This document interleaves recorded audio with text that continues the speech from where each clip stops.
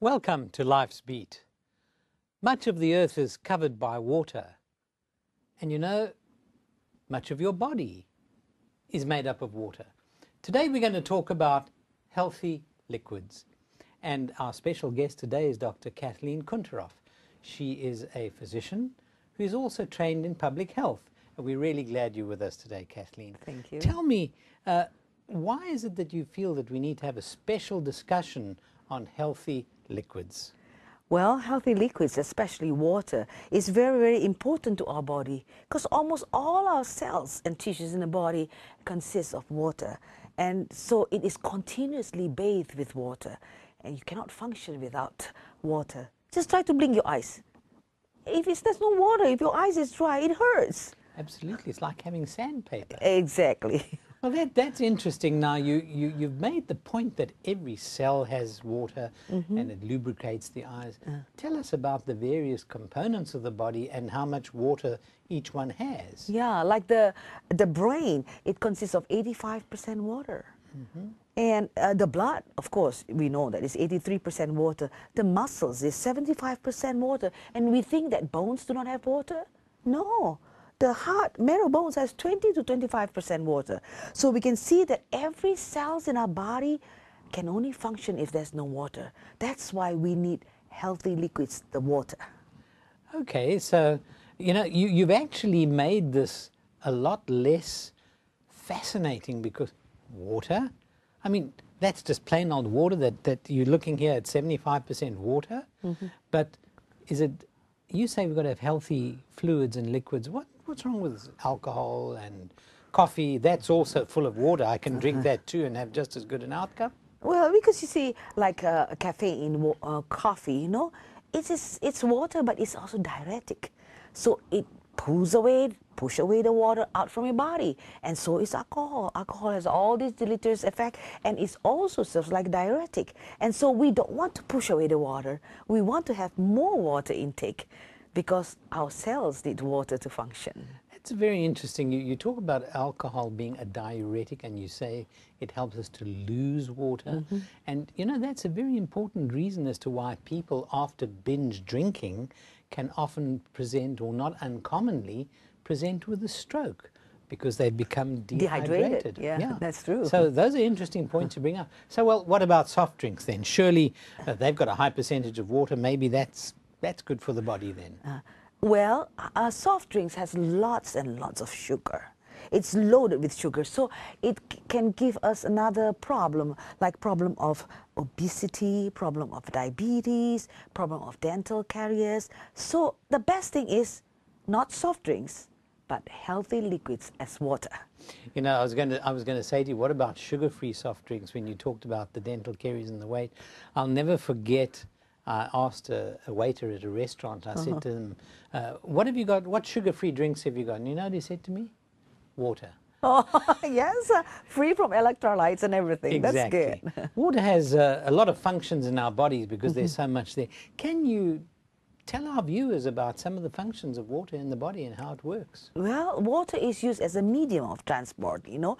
So it transports the food, it transports the oxygen to the tissue, and it's also transporting all the waste products to the kidneys and so forth. So it's a medium of transport. And another thing also, water is good for lubrication, so that your joints can move better when you have water. It also facilitates the digestive process, and also it regulates the temperature. If you don't drink enough water, then you feel hot. Your body temperature is going to rise. And water is a major constituent of blood. So we need water, and water is very, very important for our body to function. You said in the temperature control it's very important. That's also because we perspire, and when we perspire, it's the water, and as it gets to the skin, it evaporates, and that makes it cools cool the down. body. And that's wonderful. Where do we best get the source of water for our bodies? What is the best intake form of water? Where do we get it from? Of course, 2/3 of our intake for our healthy liquids, that's the water, is from our drinks. But we also can get water from food, like you know, the fruit. Like if you eat watermelon, it's so juicy. 1/3 of that you can get from the food, and a small amount you can get it from the food metabolism. So we can get 3 sources of water. So you're saying that actually it's what we drink in the liquid form, Exactly. plus the body during metabolism produces water as part of its side product. And then you said the other one was? Is from the food, like the fruits, you know. Right. Drink kind of watermelon, Apples, guava, oranges. orange. Yeah, that's very, very good. Okay, so ideally the body should be in balance. You know, the amount we take in and the amount we lose each day should be on balance. Is there anything that causes us to lose more than we take in? Are there conditions which cause this? For instance, if you exercise a lot, you can sweat a lot, and sometimes when it's a hot weather, you sweat a lot. You can sweat up to 5,000 cc, which is a lot. Yeah. So again, it is good when you exercise, you keep on drinking too, so that you will not lose too much water without your sufficient water intake. And also when you are sick, for instance, like when you vomit a lot, or when you have diarrhea, gastroenteritis, you lose a lot of water, then that causes imbalance of water. Well, you've described for us a number of situations which we need to remember very carefully if we're exercising more, in situations where we're in hot circumstances and we perspire more, and in certain physical conditions like diarrhea and vomiting, then we need to make sure that we take in the additional fluids, because that's very important to maintain the balance.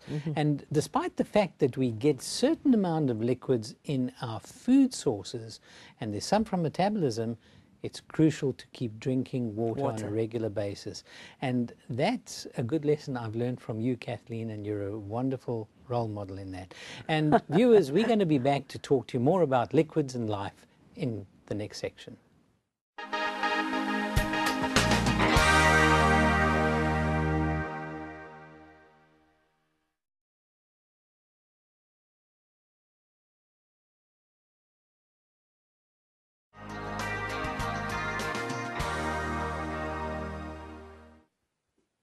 Welcome back to Life's Beat. We're talking about liquids and life today.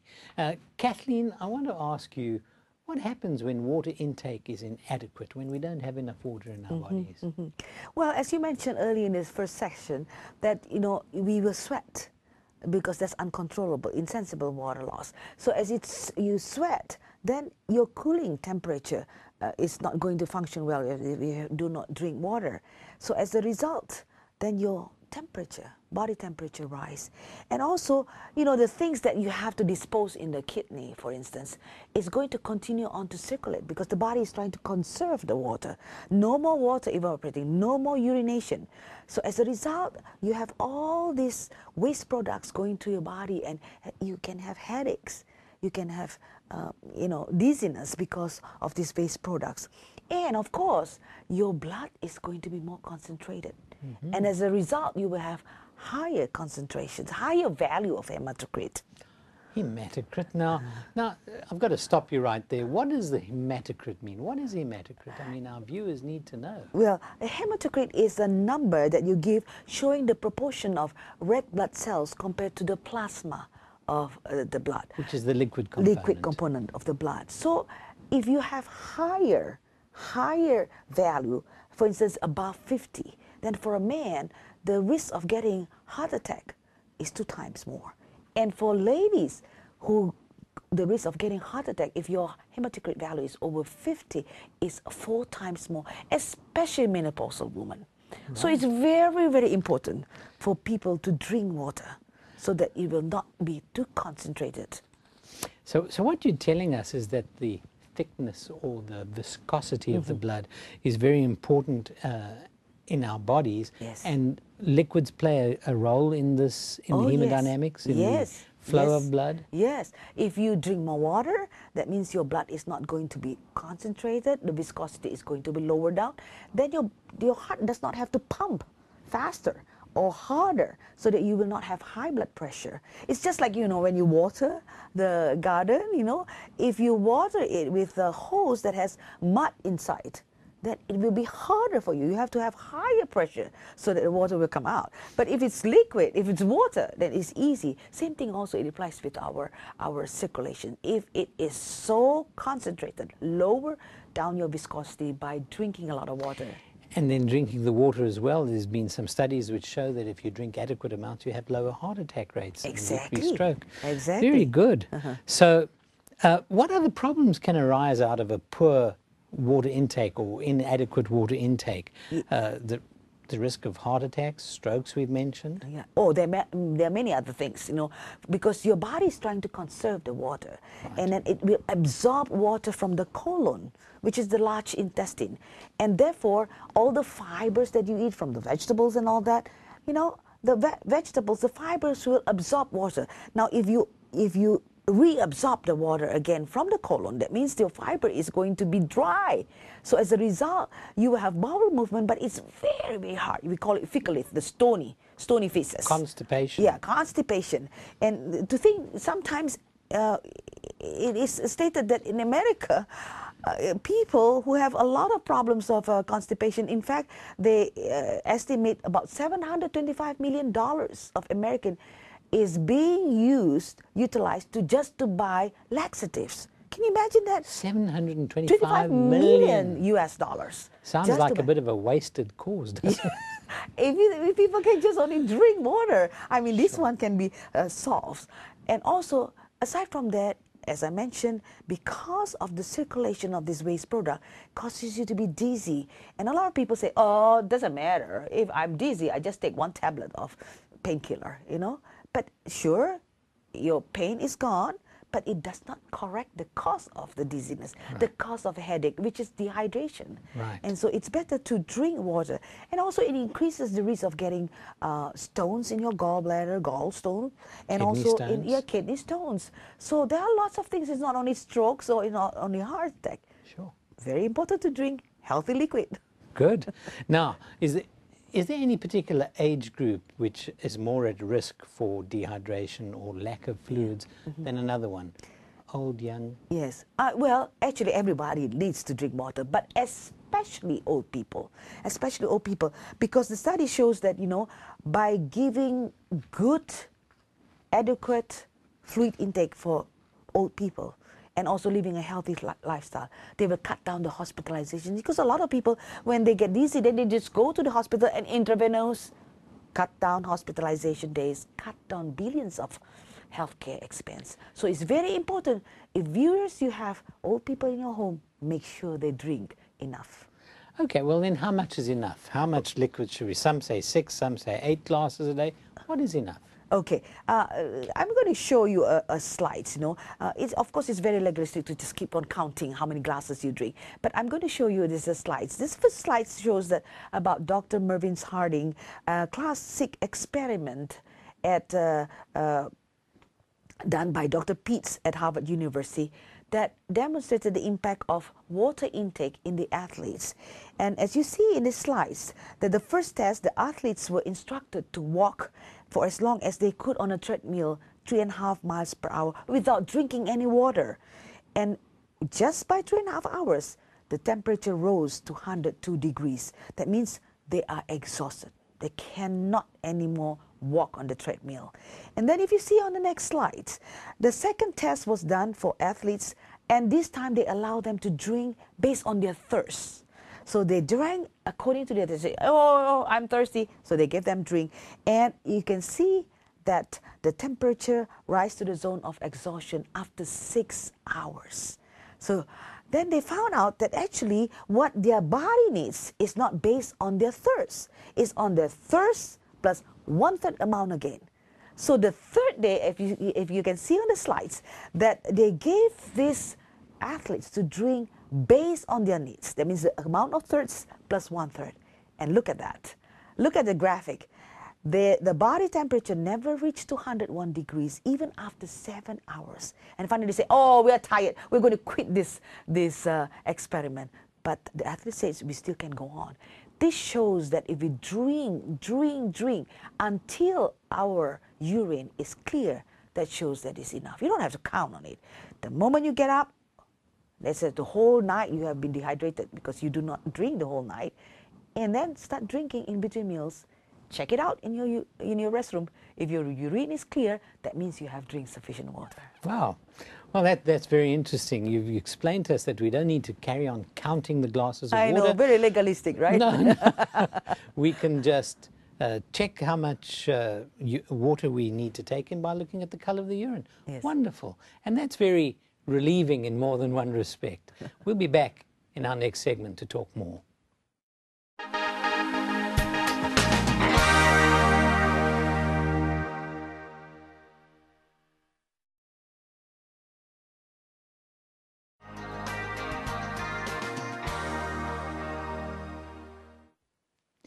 Welcome back to Life's Beat, and we're talking about water, liquids, and good health. Kathleen, you've given us a lot of good advice, and we no longer have to count the glasses of water. We have a test built in, and that to me is absolutely delightful. Now, is there such a thing as drinking too much water? Yes, there is. You know, I remember in January 12, 2007, there was a radio station in Sacramento who holds a contest. It's Hold Your Wee for Wee. That means it's a contest that anyone who avoid urinating or vomiting after drinking a large quantity of water will be rewarded a Nintendo. So there was a lady, a 20-year-old mother with 3 children, and she joined in the contest and drank almost 2 gallons of water. And, you know, she finished as the second among 18 contestants. And then after that, she said, I feel headache. I feel lightheaded. And then she dropped out from the contest. And hours later, she died. And the Sacramento County coroner, the autopsy shows that it was because of water intoxication. So water is good. Too little is not good. Too much is not good. So just drink it in moderation. Temperance principle is very important. Absolutely. Drink and check on your urine. If your urine is clear, except that if you're taking riboflavin, the vitamins, then your urine will be yellowish. But otherwise, it will be clear. And that's the way you can check whether you have enough. Also certain tuberculosis drugs and so on. Medications too. But in general, you're absolutely right. Now, what about places where they don't have pure water to drink? They don't have potable water. What do people do? I mean, we're encouraging this drinking of water, but how do they make the water safe? Okay. When you want to make the water safe, first of all, you need to boil it. After you boil, it's rolling boil. Keep it boiling for 5 minutes. And then later on, you remove it from the heat. And after that, a lot of people forgot to cover it with the lid so that it will not be contaminated. So this water, clean water that has been boiled, needs to be covered. And then when you want to take it, you must have a ladle with, long ladles to scoop it out. The reason is so that you can keep the scoop inside the water, the long ladle, and then take a clean cup. Then you pour it in a clean cup and make sure the ladle is back then. The many mistakes that people make, they have boiled it, but they don't use a clean cup, and they don't use the ladle. So what they use is a small cup, scoop it out, and put it outside where there's flies come in and so forth. So important to cover it after it's being boiled, and use long ladles, use clean cup. That's how you can assure that you're going to have potable water that's clean. Those are brilliant hints. Thank you so very, very much. So it's really possible for everybody, if they have access to a water source and able to boil the water, to have clean water and to drink clean water. Now, what about water on the outside? We've talked about water on the inside. Does water do anything to the body on the outside? What help is that to us? Yes, the water that we use for outside is what you call this hydrotherapy, external use, like, cold meat and friction, hot foot baths, heating compress, ice compress, and so forth. And this is very important for, like, if you have muscles aches or you have pain and bruises. For muscles, then you remember to start with hot first, like you have hot wet towels, then you alternate it with cold wet towels and hot wet towels, but end it always with cold towels. But if it's bruises, then we know that something is wrong. With bruises, that means the blood vessels has been ruptured, and so there's blood going on the tissue. So first of all, we need to stop the blood from going too much to the tissue. What you do is put a cold compress. When you put a cold compress, the blood vessel is going to vasoconstrict, and so the hematome is not going to be larger and larger. That's the principle of hydrotherapy, external use of water. And can it be applied to anybody? Are there some reasons that one shouldn't use hot and cold? Yes, there are some contradictions on using hydrotherapy. For instance, if a person have a diseased skin, there can be contamination, or even has open cuts, then don't use hydrotherapy. Or a person have a poor circulation, like when a person has diabetes or a stroke or severe artery disease, they cannot feel it.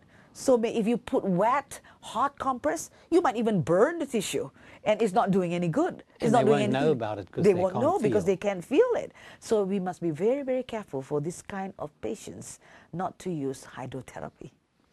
Okay, now what about other hot mitten friction type therapies that you've talked about before? Yeah, oh well, it's too long to explain about it, but I think I just want to show the viewers that one kind of hydrotherapy that you can use on a daily basis, that is shower. Okay. Shower, that means, well, of course it depends on the availability of water, but if you have hot and cold water, then what you can do is, shower, you clean it with a soap and use normal temperature of water, then turn it as hot as possible for about 1 or 2 minutes. Then you can feel the blood vessels vasodilate. And after that, turn it as cold as possible. You feel. And then you rub it with your towels and you're ready to go. And this is just like psychological coffee with no diuretics. Can you imagine? We want to have as much water inside. So we don't want to push the water. So this is a good way. After you exercise, take a shower based on the principles of hydrotherapy, hot and cold. Wonderful. Is there any other external form of using water that you would recommend? Oh yeah, another thing is washing hands. Washing hands, that is very, very important, especially when you have soiled your hands or before you eat, so that we make sure there's no transmission of diseases to your body. So wash your hands. In fact, you have to wash it really, really well so that you will make sure that it is clean. And hand washing is so topical when we have all these pandemics and epidemics and so on. Exactly. Just to wash hands regularly and do things appropriately. You've been so helpful to us today, Kathleen. Thank you very much. And it reminds me of that beautiful portion of the scriptures in John chapter 4, where Jesus spoke to the woman at the well and he said, "Whoever drinks of this water will thirst again." He was talking about the well. "But whoever drinks of the water that I shall give him will never thirst. But the water that I shall give him will become in him a fountain of life." That way you'll be able to enjoy life's beat.